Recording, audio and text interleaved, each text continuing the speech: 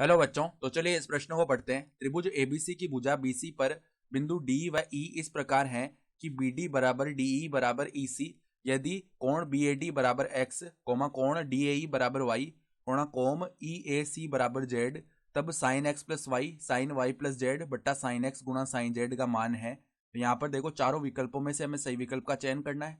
तो प्रश्न में आगे बढ़ने से पहले इस प्रश्न से संबंधित जो मुख्य उदाहरण है उसकी हम चर्चा कर लेते हैं। तो मान लो, देखो, इस प्रकार का कोई त्रिभुज हो पी क्यू आर। ठीक है, पी क्यू आर त्रिभुज है। और यहाँ पर देखो, जो क्यू के सामने वाली भुजाएं हैं उसको हम क्या बोल रहे हैं एक बार के लिए, छोटा क्यू। आर के सामने वाली भुजा को छोटा आर और पी के सामने वाली भुजा को हम छोटा पी बोल रहे हैं। ठीक है, तो यहाँ पर देखो, जा नियम से हम क्या बोल सकते हैं, जा नियम से इस त्रिभुज के अंदर अगर हम जा नियम लगाए ना, तो जो भुजा पी बट्टा में साइन पी है, इसका मान किसके बराबर आएगा, आर बट्टा में साइन का आर बराबर में क्यू बट्टा में साइन का क्यू। ये कहता है ज्या का नियम। यानी भुजा बट्टा में उस भुजा के समूह कोण का ज्या ले लेते हैं और यहाँ पर इस प्रकार के अनुपात आपस में बराबर आते हैं। तो अब देखो, सवाल में बोला क्या गया है कि त्रिभुज एबीसी है हमारा। तो ये मान लो इस प्रकार का त्रिभुज एबीसी हो गया। सही है, तो ये ए शीर्ष, ये बी शीर्ष और ये सी शीर्ष। इस पर बिंदु डी और ई इस प्रकार स्थित है कि बी डी बराबर डी ई बराबर ई सी है। तो इस प्रकार के आ रहे होंगे दोनों बिंदु। ठीक है, तो हम मान लेते हैं एक बार के लिए बीसी जो है ना पूरा, वो किसके बराबर है, ए के बराबर है। ठीक है, छोटे ए के बराबर। तो यहां से हम क्या बोल सकते हैं कि बी डी बराबर डी ई बराबर ई सी, ये तीनों किसके बराबर आएंगे, ए बट्टा 3 के बराबर आ जाएंगे, क्योंकि ये तीनों आपस में बराबर है और इस पूरे बीसी का मान ए के बराबर है। तो इन तीनों का मान तो ए बट्टा 3 के बराबर आ रहा होगा, तभी इन तीनों को 3 बार जोड़ेंगे तो ए आ जाएगा हमारे पास। ठीक है, जो कि बीसी का मान भी है। तो अब देखो, हम जा नियम लगाने वाले हैं। तो हमें देखो पहले कोण कौन कौन से दिए हुए हैं।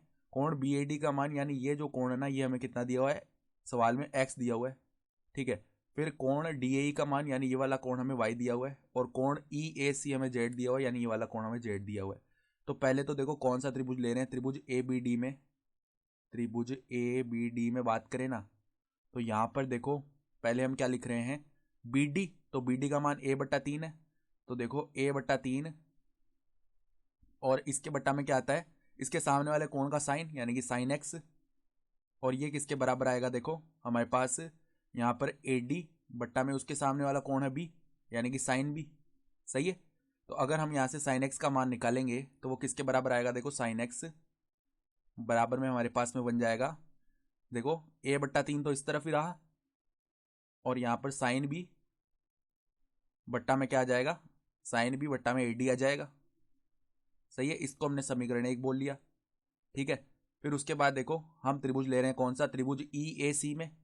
त्रिभुज ई ए सी में बात करें तो यहाँ पे देखो, अगर मैं ले रहा हूँ कौन सी भुजा, यहाँ पे भुजा ले लेते हैं ई सी। तो ई सी का मान भी ए बट्टा 3 है, तो ए बट्टा 3 और बट्टा में देखो इसके सम्मुख जो कोण है उसका ज्या, यानी कि साइन जेड। तो ए बट्टा 3 साइन जेड बराबर में देखो क्या आने वाला है हमारे पास। अब हम देखो यहाँ पे क्या ले रहे हैं, ए ई बट्टा में, ए ई बट्टा में उसके जो सामने वाला कोण है ना, वो हमारे पास में किस प्रकार का है, सामने वाला कोण हमारा सी है।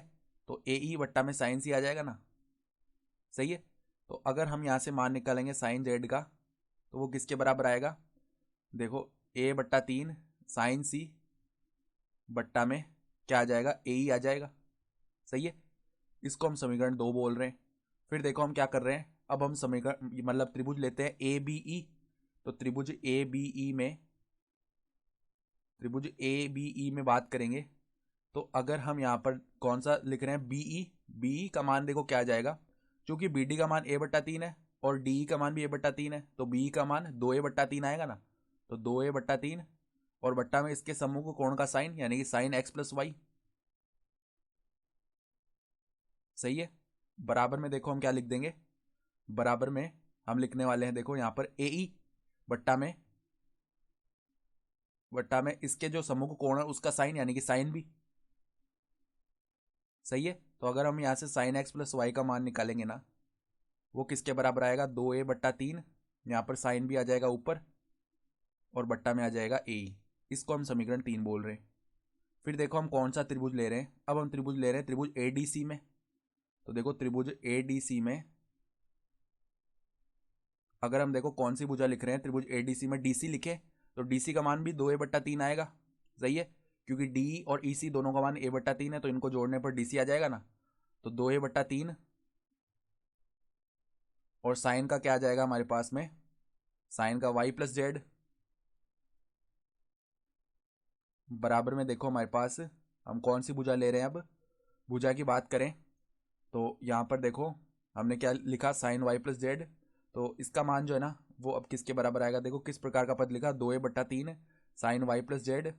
तो इसका मान अगर हम लिखेंगे ना तो हमारे पास में देखो किसके बराबर आ जाएगा, यहाँ पर इसका मान हम लिखेंगे तो AD बट्टा में क्या लिख लेते हैं, साइन सी। तो AD बट्टा में साइन सी लिख लिया।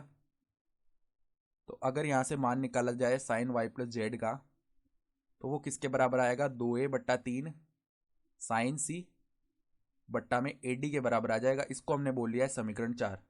तो देखो अब जो हमें पद का मान निकालना है उस हिसाब से देखते हैं। तो साइन x + y गुणा में साइन y + z है ना, तो पहले तो हम क्या करते हैं, समीकरण 3 गुणा में समीकरण 4 कर लेते हैं। समीकरण 3 गुणा में समीकरण 4, यहाँ से देखो क्या पद बनेगा हमारे पास, समीकरण 3 गुणा समीकरण 4 करने पर साइन x + y गुणा में साइन y + z बन जाएगा।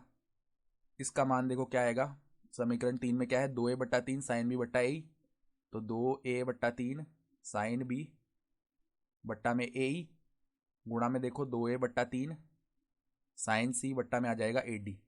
सही है, इसको हमने बोल लिया समीकरण 5। तो अब हम क्या करेंगे, देखो अब हम यहाँ पर कर लेते हैं, साइन x गुणा में साइन z भी चाहिए, तो समीकरण 1 गुणा में समीकरण 2 करते हैं। तो समीकरण 1 गुणा में समीकरण 2 कर रहे हैं। तो यहाँ पर देखो क्या बनने वाला है हमारा, साइन x गुणा में साइन z, साइन x गुणा में साइन z बनेगा। और इसका मान देखो किसके बराबर आएगा, a/3 साइन b बट्टा AD, a/3 साइन b बट्टा में AD गुणा में देखो क्या आ जाएगा, a/3 साइन c बट्टा A, तो a/3 साइन c बट्टा में A, इसको हम बोल रहे हैं समीकरण नंबर 6। तो अब हम क्या कर लेते हैं, समीकरण 5 भाग में समीकरण 6, समीकरण 5 भाग में समीकरण 6, इसका मान देखो किसके बराबर आता है। अब यहाँ पर हमारे पास बन जाएगा sine x + y sine y + z बट्टा में देखो क्या बनेगा, अब साइन x गुणा में साइन z। सही है, बराबर में देखो अब देखो 2a/3 साइन b बट्टा A, 2a/3 साइन b बट्टा में A गुणा में देखो कौन सा पद है, 2a/3 साइन c बट्टा AD, तो 2a/3 साइन c बट्टा में AD। और इसके बट्टा में देखो कौन सा पद आ रहा है, अब a/3 साइन b बट्टा AD, देखो a/3 साइन b बट्टा में AD गुणा में देखो क्या है, a/3 साइन c बट्टा A, a/3 साइन c बट्टा में A। तो अब देखो यहाँ पे a/3 से a/3 गया, इस a/3 से a/3 गया, फिर देखो साइन b से साइन b विभाजित हो गया, साइन c से साइन c विभाजित हो गया, AD से ये AD विभाजित हो गया, AE से ये AE विभाजित हो गया। तो ऊपर केवल 2 गुणा 2 बचा, जिसका मान 4 आ जाएगा। यानी कि अगर विकल्प देखें ना तो हमारा जो विकल्प C है 4 वो सही विकल्प आ रहा है। तो आशा करता हूँ कि आपको ये प्रश्न समझ में आया होगा। धन्यवाद।